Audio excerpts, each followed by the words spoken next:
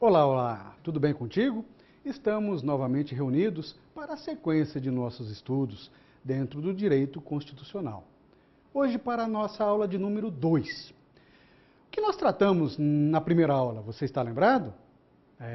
Tratamos dos estudos da evolução das constituições do Brasil, desde a sua primeira, de 1824, lembra-se?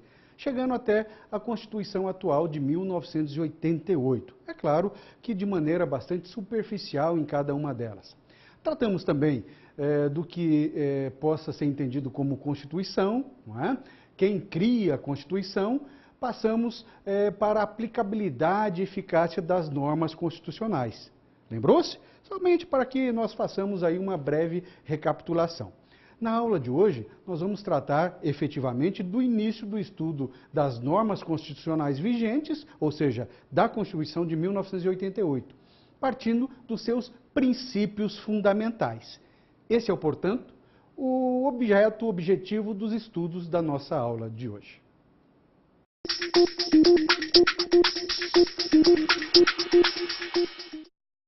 Nós vamos estudar, portanto, os princípios fundamentais nos quais se baseia a nossa Constituição atual. Vamos estudar alguns deles. Mas chamo já a sua atenção para que você contextualize pelo menos um deles, ou seja, um programa, uma situação em que a Constituição já ditou lá atrás. E será que realmente nós já conseguimos alcançar esse princípio fundamental? Vamos à tela. É um pequeno vídeo que tem esse tema, digamos assim, a erradicação da pobreza extrema do Brasil. Será que é coisa do governo atual ou será que realmente nós já tínhamos isso lá atrás e ou estamos tentando devagarinho erradicar essa pobreza? E será que nós vamos conseguir? Então, diz mais ou menos assim para que a gente possa estudar na sequência. Dilma Rousseff chegou ao Congresso Nacional às 4 da tarde e teve dificuldades para chegar à mesa, pela quantidade de parlamentares que lotava o plenário da Câmara. A presidenta fez a leitura da mensagem do Executivo ao Congresso Nacional. Entre os principais desafios apontados por Dilma está o fim da pobreza extrema, compromisso assumido pelo seu governo. O Brasil não pode aceitar mais que milhares de pessoas continuem vivendo na miséria, que não tenham alimentação suficiente. Esta não é uma missão que se restringe a nosso governo. É uma missão de todos os brasileiros. A presidenta também informou que irá apresentar ao Legislativo uma proposta de longo prazo para reajustes do salário mínimo. A ideia é garantir aumentos reais a cada ano.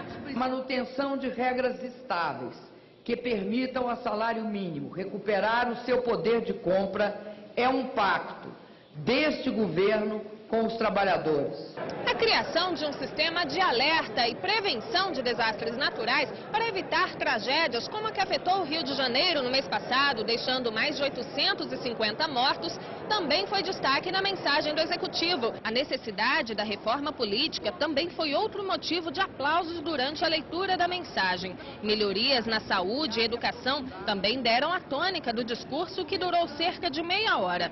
Uma das propostas é a extensão do ProUni, o programa Universidade para Todos, para o ensino técnico. Notou, então? Várias são as situações que a Constituição nos traz. Algumas dessas foram faladas nesse vídeo, mas eu chamei a atenção principalmente para a erradicação da pobreza. Será que nós já conseguimos? Será que é coisa desse governo? Como a própria presidenta nos disse, não é uma coisa só do seu governo, principalmente do governo atual, mas de toda a sociedade, mas desde a Constituição de 1988, da sua promulgação lá atrás, essa norma já existia. Era uma norma de eficácia plena, então, que simplesmente já iria acontecer de uma hora para outra? Certamente não. Precisava, como precisa, de muitas outras políticas, não é verdade? Para se conseguir, quem sabe, um dia, erradicar a pobreza de nosso país. Será que vamos conseguir ou não? Então são essas as discussões em relação aos princípios fundamentais que nós vamos tratar na aula de hoje.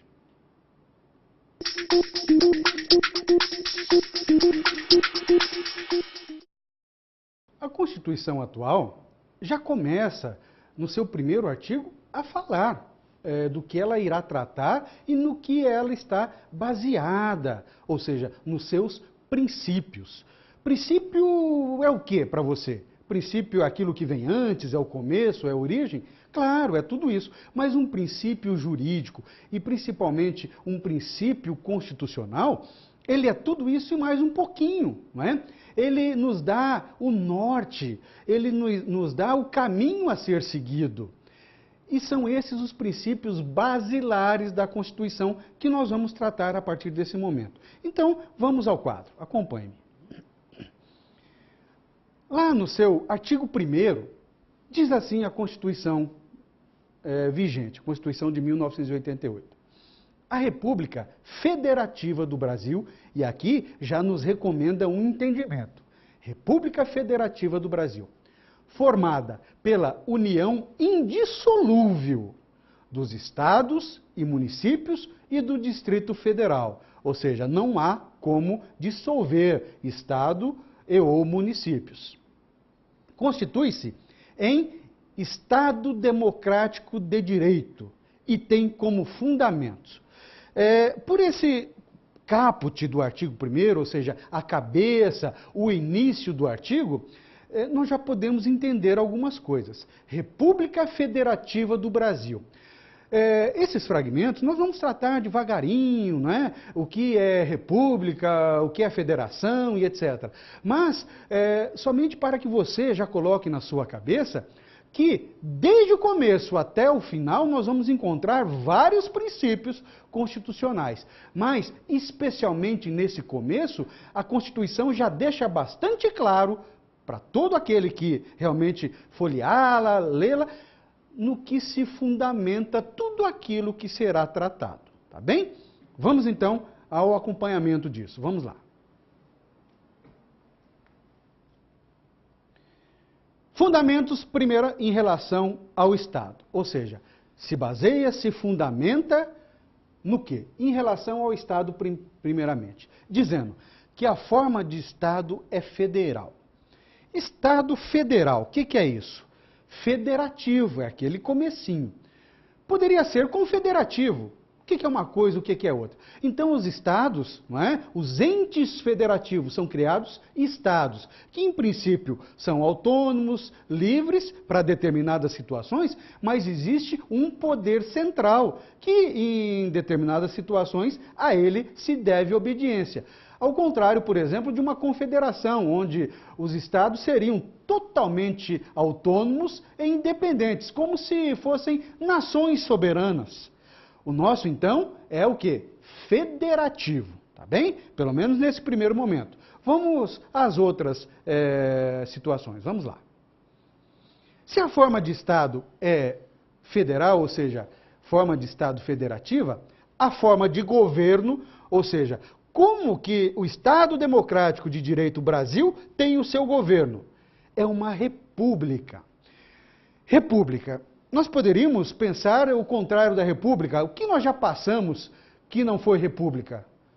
Como? Ah, perfeito! A monarquia. Nós já fomos uma monarquia e tempos atrás fez-se um plebiscito. O que é plebiscito? Calma, nós já vamos tratar disso também. Foi feita uma consulta à nação, perguntando-lhe se gostaria de mudar de república para monarquia, ou seja, voltar à monarquia. Até porque nós ainda temos a nossa família real no Brasil, não é verdade? Claro que sim. Mas será que o povo estava satisfeito ou não? Tanto estava que continuou com a república. E o que significa a república? Vamos fragmentar, trazendo lá do latim res pública. Res, na realidade, significa coisa. Então, uma república cuida da coisa pública. O que importa em uma república é a coletividade, é a sociedade, é a coisa pública. Então, a nossa forma de governo, sendo república, se interessa principalmente, ou seja, principalmente pelas coisas da coletividade. Perfeito? Esse entendimento fica tranquilo? Então vamos ver a sequência. Vamos lá. Ainda em relação ao sistema de governo. Nós vimos forma de Estado, forma de governo e sistema de governo. É o presidencialismo, que poderia ser muito bem o quê? O parlamentarismo, que nós já tivemos também essa experiência lá atrás, de parlamentarismo. Hoje, entendemos que o melhor para nós é o presidencialismo, ou seja, é uma pessoa eleita pelo povo para governar durante certo período, com direito à reeleição ainda, não é verdade? Toda essa nação soberana. Relativo, então, ao Estado, os princípios fundamentais são mais ou menos esses. Bem tranquilinho até aqui o nosso estudo? Creio que você está entendendo. Se não entende, pergunte, por favor, tá bem? Vamos à tela, vamos à sequência de nossos estudos. Vimos os princípios relativos ao Estado. Agora, relativos à República Federativa, que é um dos pontos do Estado, não é verdade? Nós não vimos que nós somos uma República Federativa, mas, a bem da verdade, o que seria, então, essa federação? Como que ela é subdividida? Nós falamos que existe um poder central e depois os entes federados. E é claro, você certamente já ouviu falar da União, dos Estados, e aqui, Estados-membros, dos municípios e do Distrito Federal. Teoricamente, com as suas autonomias. Mas, como é uma república federativa, esses entes federados, por mais autonomia que tenham, eles devem sim obrigações a um ente maior. Os municípios, por exemplo. Obrigações ao Estado de que fazem partes e esses Estados ao poder central chamado de União. São todas pessoas jurídicas de direito público, entes que compõem, então, a República Federativa do Brasil. Bem tranquilinho, creio que até agora não há maiores dúvidas. Vamos dar sequência, então. Vamos ao quadro. Nós vamos assim caminhando bem devagarinho para que você possa realmente entender esses princípios fundamentais para que todo o resto possa ser mais facilmente entendido. Os fundamentos da República, então. Aqui já um pouquinho mais de dificuldade nós teremos que abordar passo a passo. Primeiro, em relação à soberania dessa República. Quando nós falamos em soberania, nós falamos realmente de um Estado democrático de direito. Ou seja, essa nação soberana, de que a gente já falou algumas vezes, e vai falar várias outras vezes, em relação às outras nações existentes e soberanas também, ela tem, na realidade, um acordo de cavalheiros, mas ela dita as suas normas, ou seja, aquilo que ela entende como necessário e interessante para si, ou seja, para o seu Estado e para a sua coletividade, ela é soberana em ditar. Desde que não ofenda, por exemplo, princípios gerais do direito, que ofendam a dignidade da pessoa humana, isso de maneira geral em todo o universo. Existe, inclusive, uma declaração universal de direitos da pessoa humana que todos os estados modernos, digamos assim, estados democráticos de direitos, devem realmente ter como uma situação primordial. E nenhuma Constituição que venha dizendo alguma coisa diferente será bem-vinda, será recomendada. Mas essa soberania nós temos como um Estado soberano, um Estado que dita as suas normas para toda a sua sociedade e que nenhum outro Estado soberano pode vir aqui e determinar, você tem que fazer assim ou você tem que fazer assado. Isso é impossível. Isso nos diz respeito à soberania da nossa nação. Tá bem? Vamos ao seguinte ponto. Vamos lá. Em relação à cidadania. Você certamente já ouviu falar da cidadania. Cidadania está ligada ao cidadão? Sim. Quem tem a cidadania é o cidadão. Perfeito. Mas e o cidadão? Quem é esse cidadão? É qualquer pessoa? A cidadania está ligada, na realidade, a uma particularidade dessa pessoa, chamada de cidadã. Vamos pegar assim, essa Constituição atual, ela não é chamada de Constituição cidadã? Por que cidadã? Lembrou-se de alguma coisa? Porque, na realidade, a sociedade, o povo brasileiro, ele pôde também colaborar na criação, na elaboração das normas. Ele como cidadão. Primeiro, por quê? Porque ele foi chamado a eleger os seus representantes, não é? Aqueles que fariam parte da Assembleia Nacional Constituinte, criando, então, as normas que estariam vigentes a partir daquele momento. Ele foi chamado e elegeu, então, os seus representantes. Indiretamente, quem realmente criou e elaborou foram esses escolhidos, mas representando o povo brasileiro. Então, o cidadão é aquele que pode opinar, pode falar sobre as normas, então, vigentes. Poderá, então, inclusive, modificá-las, se elas já não estiverem condizentes com a sua realidade. É claro que de maneira indireta, porque ele mesmo não cria a lei, mas ele elege, ele coloca em determinadas situações os seus representantes para, em nome dele, povo brasileiro, fazer as modificações, ou primeiro, criar aquelas normas que sejam interessantes para ele como povo. A cidadania, então, é uma prerrogativa do cidadão, desse que pode opinar, discutir e criar ou modificar a legislação e, principalmente nesse ponto, as normas constitucionais.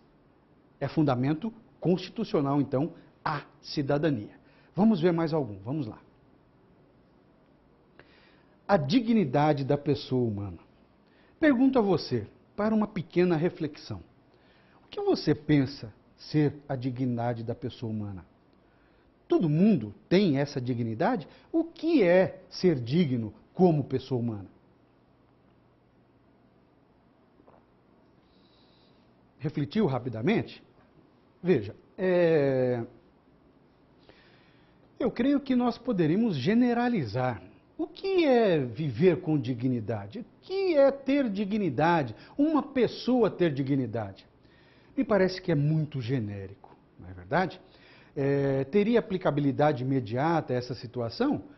Creio que sim, se nós pudéssemos analisar prontamente. A sociedade, na realidade brasileira, e cada um dos seus componentes, sendo cidadãos ou não, cidadão é aquele que efetivamente pode votar, digamos assim, mas vamos pensar em todas as pessoas, mesmo aquelas que detêm alguma incapacidade relativa ou absoluta, elas não podem ser dignas? Certamente. A dignidade da pessoa humana aborda todos os outros fatores, não é? Desde ter as condições básicas de sobrevivência, ou seja, em relação à alimentação, ao transporte, à segurança, à saúde, partindo depois para a labuta, ou seja, ter um bom emprego, o direito chama isso de pleno emprego, e pleno emprego não significa necessariamente ter um bom salário, não é verdade? Poder, junto com a sua prole, com a sua família, dentro da remuneração basilar, poder comprometer parte de sua renda com as suas necessidades fundamentais, mas que sobre um pouco também para que essa família tenha o seu lazer, não é? Os seus filhos tenham condições de uma educação sadia, que lhe dê, na sequência, condições suficientes para o próprio mercado de trabalho.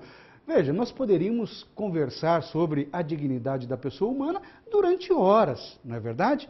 Mas para que você tenha na sua cabeça que isso é um ditame constitucional e todos, Estado e sociedade, devem zelar pela dignidade da pessoa humana, tá bem?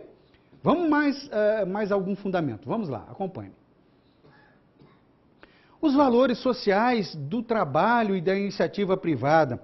Nesse ponto principal, podemos notar determinada polêmica, principalmente em relação à doutrina, porque parece que, às vezes, uma coisa afronta a outra. você pode trabalhar, não é? Deve trabalhar. Isso é o que nos une, todos nós, seres humanos. Ou trabalhando diretamente como empregado ou como profissional liberal, o trabalho é inerente à pessoa humana. Quanto a isso, não há discussão.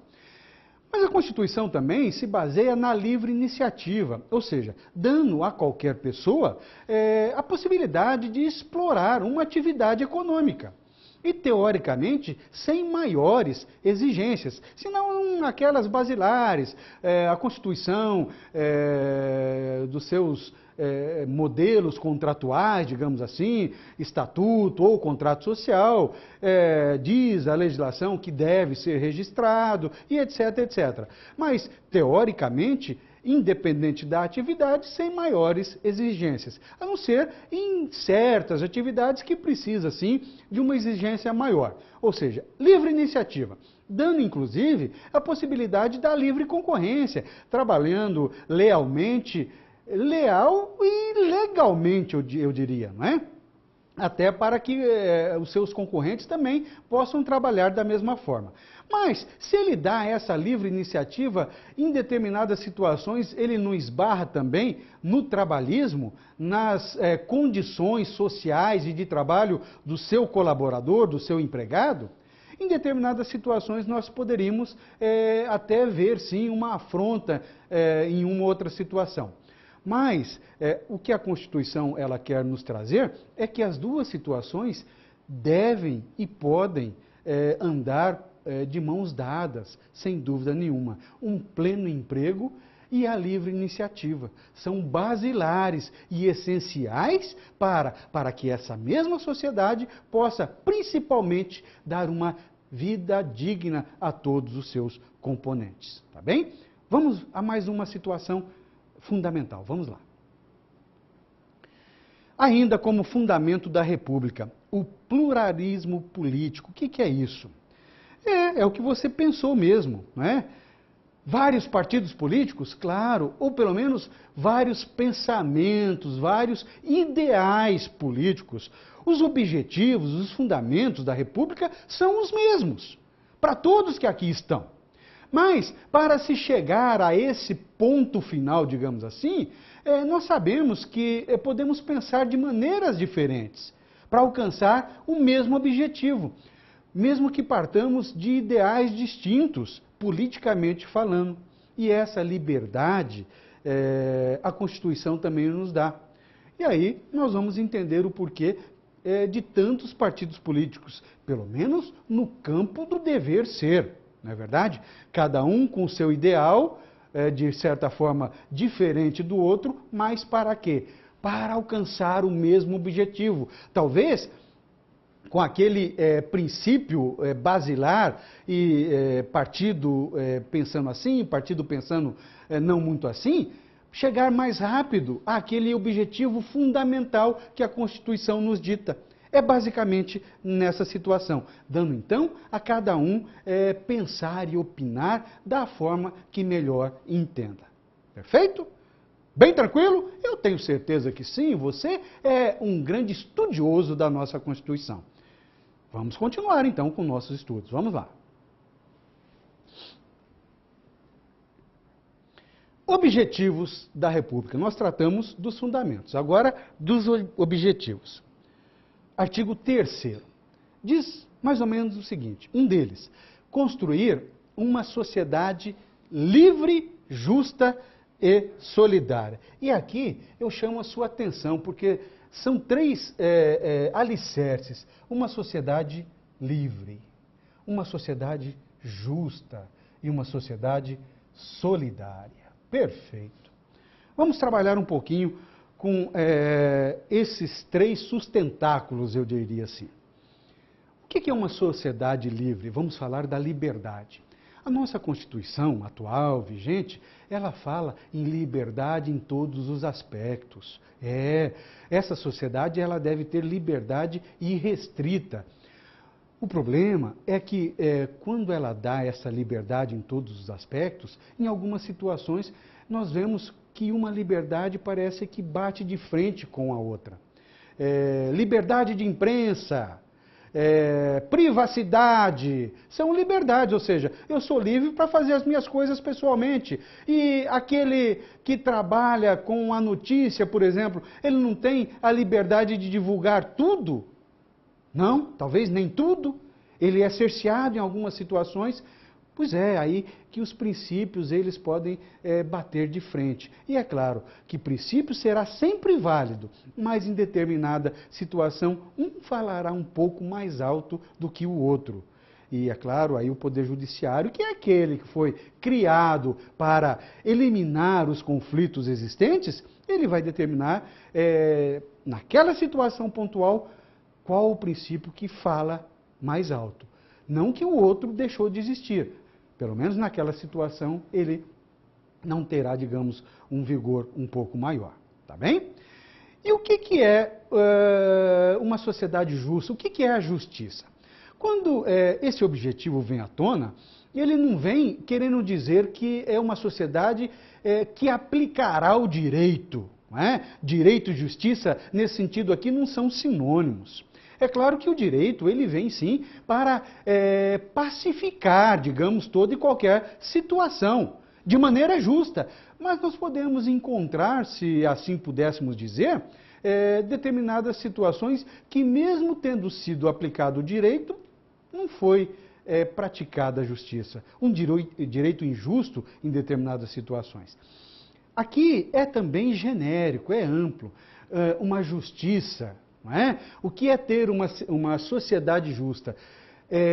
Teoricamente, aquilo que na cabeça de cada um seja assim, seja razoável, seja proporcional, seja sensato, independente da aplicação do direito.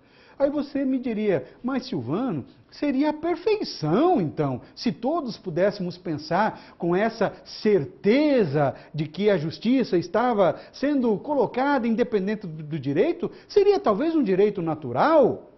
Quem sabe, não é verdade? Utopia talvez? Pode ser utopia, mas é um dos objetivos também dessa Constituição. Além do quê? Da solidariedade. Querendo dizer, em outras palavras, que todos que compõem essa nação soberana devem ter uma cooperação entre si, devem ser solidários, independente daquela solidariedade religiosa que quase todas as religiões tratam. É uma cooperação mútua no dia a dia. Novamente você me diz, Silvano, aí é a perfeição pura, quer dizer, uma sociedade justa, onde todos têm a liberdade para fazer o que quer, a hora que quer, e cooperando-se mutuamente. É o paraíso, sem dúvida nenhuma, você me diria. Quem sabe a gente não esteja buscando essa situação. Mas somente para que você tenha o entendimento de que são objetivos da nossa Constituição atual. Além de outros que nós vamos ver de imediato. Vamos lá.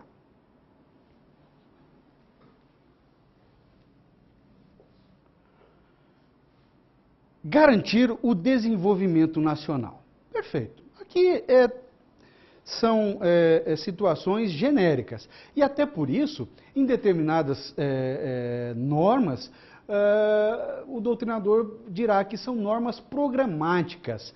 Porque fazem parte de um programa.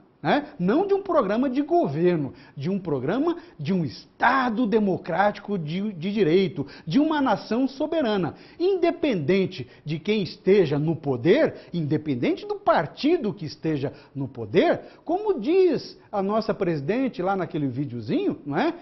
Esses são objetivos fundamentais desse povo brasileiro. Não é verdade? Esse desenvolvimento nacional é em todo e qualquer setor, não só econômico, financeiro, como do próprio crescimento do seu povo. É um objetivo fundamental. Se o povo cresce, se o povo tem um desenvolvimento vertical, digamos assim, a própria nação ela cresce e será cada vez maior uma nação soberana, não é verdade? Ditando as suas normas para o seu povo sem precisar, teoricamente, das demais nações. Pontualmente, é claro que todos temos que, sim, ter aí tratados de amizade recíproca. Perfeito?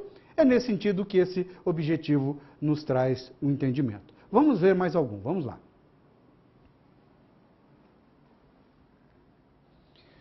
Erradicar a pobreza e marginalização e reduzir as desigualdades sociais e regionais. Foi um ponto que nos chamou a atenção no vídeo, não é verdade? É um princípio da Constituição, é um objetivo, é um dos fundamentos, erradicar a pobreza. Não sei se vai demorar um pouco mais ou um pouco menos, mas a bem da verdade é que política ou políticas estão sendo tomadas devagarinho, passo a passo, para que se possa acabar com a pobreza, que não é boa para ninguém, nem para quem realmente vive nela, quanto para aqueles que não vivem nela, mas sabem que ela existe. E como que nós podemos ajudar, não só o Estado, como sociedade, tratando de todas as situações enfrentando de maneira efetiva, tratando com igualdade a todos, ou seja, dificultando que aconteçam as desigualdades. A nossa Constituição, ela prega realmente que não deve haver desigualdade em nada, em qualquer das situações. Já começa entre o homem e a mulher, que não deve ter desigualdade nenhuma, nem no trabalho, nem na condição social, nem na criação dos filhos. Ou seja, tudo isso faz sim que a gente, cada um de nós, colaborando dentro de sua condição, ajudando também o Estado, o poder constituído, a acabar com a pobreza, de certa forma, e acabar principalmente com as desigualdades. É nesse sentido, tá bem? Vamos ver mais algum objetivo, vamos lá. Promover o bem de todos, olha aí, aqui é excelente, sem preconceitos de origem, de raça, de sexo, cor, idade e quaisquer outras formas de discriminação. Olha, nesse ponto, nós podemos abordar tudo. Ou seja, em nosso país, a Constituição proíbe qualquer tipo de discriminação. Tá? Falou-se pontualmente em 2 ou 3, mas no final falou qualquer tipo de discriminação. E isso é crime, gente. Não é? Crime de preconceito, de discriminação. É uma afronta direta a um ditame constitucional. É um dos objetivos fundamentais da nossa lei fundamental. Tá bem? Bem tranquilo? Tem certeza? Então vamos continuar, vamos à tela. Certamente tem muito mais para que a gente possa estudar. Agora, em relação à titularidade do poder e à tripartição. No parágrafo único do primeiro artigo, ou seja, do artigo 1º que nós acabamos de ver, diz assim: todo poder emana do povo, que o exerce por meio de representantes, eleitos diretamente nos termos dessa Constituição. Então, para que você já tenha certeza de quem é o povo é o dono de tudo. O povo é quem detém o poder. O titular do poder é o povo. Só que ele não pode exercer, ele criou o Estado justamente para que o Estado pudesse fazer a gestão das coisas comuns. Então ele criou esse Estado, e o Estado fez uma partição nesse poder que é único, mas tenha certeza de que aqueles representantes que estão lá estão representando o povo que os elegeu para que ditasse para essa mesma coletividade todas as normas, não é verdade? Mas primeiramente, e voltando a repetir, o poder é do povo. Ele é titular desse poder. Mas criou o Estado e deu esse poder ao Estado. Então, faça em meu nome, digamos assim. E aí o Estado teve que fragmentar as suas funções. Né? O poder é um só. E de que forma ele fragmentou as suas funções? Vamos ver, vamos lá. São poderes da União, independentes e harmônicos entre si. O Legislativo, o Executivo e o Judiciário. Nós já falamos sobre isso, está lembrado? O que faz mesmo o Legislativo, o executivo e o judiciário? Reflita um pouquinho, vamos discutir juntos. Claro, é isso mesmo. Eles são independentes, mas harmônicos entre si. Por quê? Porque o poder é um só. É claro que se tivesse que fazer de uma vez só todas as situações, seria um pouco difícil. Então, ele, poder, na realidade constituído, fragmentou as suas funções. Ele criou um poder legislativo para que esse poder em especial, ou seja, como função precípua, como função mais importante, criasse as normas, criasse o ordenamento jurídico e o chamou de poder legislativo. Não que ele não tenha outras funções, claro que ele tem outras funções. A função administrativa, que é dada, por exemplo, ao poder executivo, como função precípua do poder executivo, também nós vamos notar que o poder legislativo e o poder executivo também, em esfera menor, mas também tem a sua função administrativa. Mas ao poder executivo é dado como função principal, ou seja, de aplicar as leis criadas pelo poder legislativo. Então, o poder executivo não cria lei. Por mais que nós podemos notar que em uma ou outra situação, principalmente de palanque político, está lembrado? Na época de eleições, aquele candidato a cargo do Poder Executivo faz lá, eu vou criar a lei tal, vou fazer a lei para garantir isso e isso. Será que ele poderá fazer isso? Não, ele como Poder Executivo não tem essa prerrogativa. É claro que se for um programa muito interessante, uma lei que atenda àquela coletividade, ele passará esse projeto de lei para a sua casa legislativa e provavelmente será aprovado aquele projeto e se transformará em lei. Mas o Poder Executivo não tem essa prerrogativa. E o outro poder? O Poder Judiciário. O que faz o Poder Judiciário? Na realidade, o Poder Judiciário existe para acabar, para dar uma decisão final em relação a todo e qualquer conflito que possa existir nessa sociedade.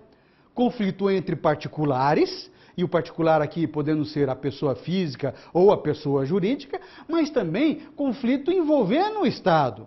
Às vezes, nós vamos notar que entre o Estado e o particular existe determinada lide, determinada controvérsia. E eles não estão conseguindo chegar, pelo menos numa esfera social ou administrativa, a um resultado que seja bom para os dois. Então chamam, sim, o Poder Judiciário para determinar uma solução para esse conflito existente. E independente do que seja essa discussão, o Estado, nesse sentido como juiz, como Poder Judiciário, terá que dar uma solução para aquele conflito, sendo boa para um ou para outro, ou às vezes para nenhum deles, mas sobre aquele determinado conflito, sobre aquele determinado caso concreto, acabou, não se fala mais. São esses, então, os poderes constituídos. Tá bem? Mas vamos que ainda temos mais alguma coisa para estudar. Acompanhe. Princípios nas relações internacionais. Vejam, são todos princípios da República Federativa do Brasil. Aqui nós encontramos no artigo 4º. A República Federativa do Brasil rege-se nas relações internacionais pelos seguintes princípios, ou seja, com as demais nações. O que realmente acontece? Aqui nós vamos encontrar vários princípios. Se nós fôssemos trabalhar com cada um deles, nós ficaríamos um dia inteiro, ou até mais. Mas, diz o seguinte, em relação à independência nacional, em relação à prevalência dos direitos humanos, à autodeterminação dos povos, o princípio da não intervenção, de igualdade entre os Estados e da defesa da paz. Já já a gente verifica mais algum. Mas é até questão de bom senso. E tudo em relação aos princípios e objetivos que a gente já verificou de maneira geral. Primeiro, em relação à soberania, e quase que um princípio querendo completar o outro, né? Em ditames gerais, diz o seguinte, que o nosso Estado é soberano, ou seja, tem independência, e trata aqueles demais Estados soberanos da mesma forma, respeitando a sua soberania, a sua individualidade. Outros princípios gerais que ele também precisa que essas outras nações também recomendem em suas constituições. Até porque, senão, em uma outra situação pontual, um estará falando de uma forma e o outro estará falando de outra. Aí haverá o quê? Conflito entre princípios constitucionais de nações independentes. Às vezes acontece, infelizmente. Até porque cada sociedade de um determinado Estado democrático de direito tem uma realidade diferente da outra. Então nós podemos sim encontrar determinados pontos conflituosos. Aí nós vamos encontrar instâncias internacionais que resolvam esses conflitos. Mas veja, em relação pontualmente aqui, novamente, defesa da paz. Né? Em relação às relações internacionais, nós defendemos principalmente a paz, ou seja, somos totalmente contrário à guerra, ao conflito instalado, conflito bélico especialmente. Por isso que é muito difícil nós opinarmos sobre determinada situação conflituosa entre nações soberanas e principalmente aderirmos a uma guerra formal, na realidade. A última que assim aconteceu foi a Segunda Grande Guerra, está lembrado? São essas, então, algumas das situações que regem as relações internacionais. Mas tem mais alguma, vamos dar uma olhadinha, vamos lá. A solução pacífica dos conflitos, o repúdio ao terrorismo e ao racismo, a cooperação entre povos para o progresso da humanidade e a concessão de asilo político. Nesse último aspecto, pergunto a você, o que você pensa de conceder asilo político total e restrito a cidadãos estrangeiros? Você já viu alguma coisa nesse sentido e concorda com uma outra situação que aconteceu? Não lembrou-se de nenhuma das situações?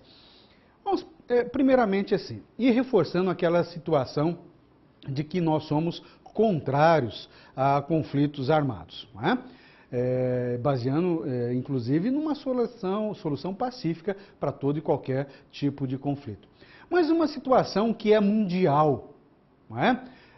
A contrariedade ao repúdio ao terrorismo. Isso não é bom para nenhuma das sociedades, sem dúvida alguma. E para aquele Estado democrático de direito, então, é uma solução que todos devem aderir, sim. E aí, uma briga não só política, e briga sim, ou seja, um combate efetivo ao terrorismo, que não traz benefício nenhum a ninguém. Agora, em relação à concessão de asilo político, em toda e qualquer situação, para todo e qualquer cidadão, independente do que ele fez, também não funciona dessa forma. Não é? Esse asilo político é genérico, mas ele deve ser analisado caso por caso, situação por situação. Vamos pegar um exemplo e se baseando na última situação que nós tratamos do terrorismo. Um cidadão estrangeiro, não é?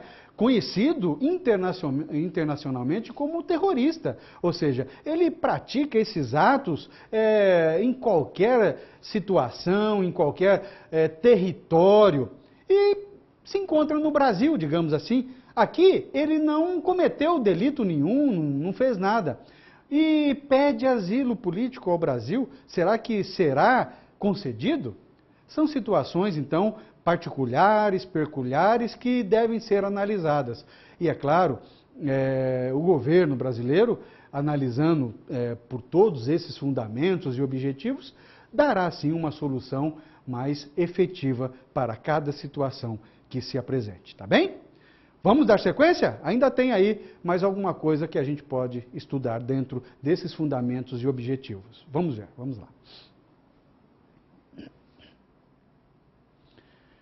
No parágrafo único desse mesmo artigo 4º, ainda recomenda que a República Federativa do Brasil buscará a integração econômica, política, social e cultural dos povos da América Latina.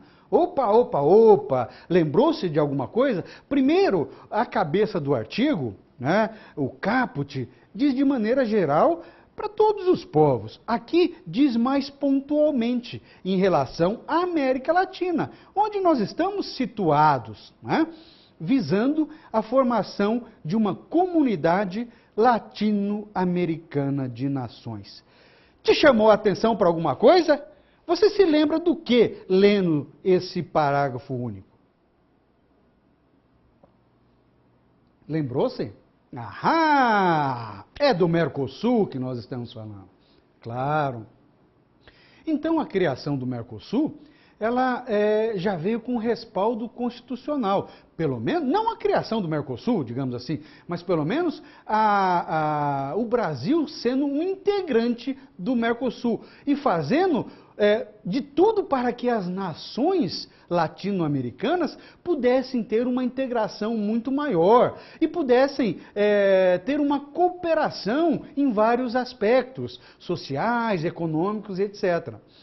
Se bem que o Mercosul já existe há determinados anos, mas mesmo assim, de certa forma, ainda está engateando.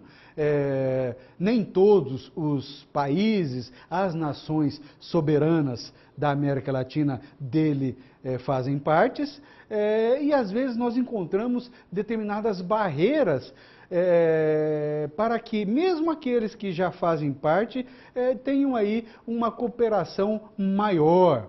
E encontramos, em determinadas situações, até barreiras políticas, quando, a bem da verdade, todos deveriam, então, ter uma facilitação um pouco maior, mas partindo, primeiramente, de suas constituições. É claro que, se nós formos verificar em cada uma delas, nós vamos encontrar, sim, essa possibilidade de participação e até a necessidade dessa interação. Mas, por inúmeros motivos, nós vemos que a situação atual do Mercosul não é, pelo menos, aquela que deveria acontecer.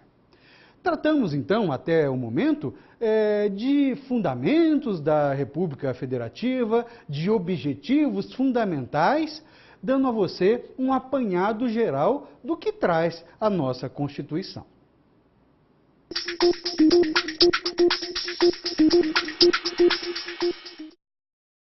Lembra-se que no começo da aula de hoje, nós assistimos juntos um pequeno vídeo, em que a presidenta Dilma falava principalmente na erradicação da pobreza? E aí eu te chamo a atenção um pouquinho mais para a aula de número 1, quando nós falamos da aplicabilidade e da eficácia das normas jurídicas, eficácia plena, contida e limitada. Será que nesse ponto da erradicação da pobreza nós temos alguma coisa mais efetiva ou ainda continua aquela coisa programática? Vamos ver, vamos tratar de determinadas políticas para, quem sabe, acabar um dia com a pobreza? Será? Vamos à tela, acompanhe-me. Lei Complementar número 111, de 6 de julho de 2001. 2001. Já faz determinado tempo. E eu coloco aqui à parte a Emenda Constitucional 67 de 2010, um tempo depois. E você já vai entender por quê. Essa lei diz assim, já no seu artigo 1º, o Fundo de Combate e Erradicação da Pobreza, criado pelo artigo 79 do Ato das Disposições Contrárias Transitórias, chamado de ADCT, lá da Constituição, para vigorar até o ano de 2010. Então foi criado primeiramente para vigorar até 2010. Tem como objetivo viabilizar a todos os brasileiros o acesso a níveis dignos de subsistência e seus recursos serão aplicados em ações suplementares de nutrição, habitação, saúde, educação, reforço de renda familiar e outros programas de relevante interesse social, voltados para a melhoria da qualidade de vida. Lembrou-se, então? Precisou-se de uma regulamentação daquele ditame constitucional, porque não era uma norma de eficácia plena, não é verdade? Criou-se, então, essa lei 111 de 2001, mas ela dizia que teria vigor, digamos assim, até 2010. Veio, então, uma emenda constitucional dizendo que, em outras palavras, tudo que está nessa lei tem prazo indeterminado. Ou seja, todas essas políticas já constantes nesse artigo 1º da Lei 111 devem acontecer diuturnamente, ou seja, dia a dia, todos os envolvidos, Estado e sociedade, para dar, sim, uma vida digna a todo cidadão brasileiro, em todos os aspectos, tratando de sua saúde, de sua alimentação, de sua renda, ou seja, de todas as situações para que a sua subsistência possa ser a melhor possível. Essa é a maior aplicação que nós temos em termos de legislação infraconstitucional.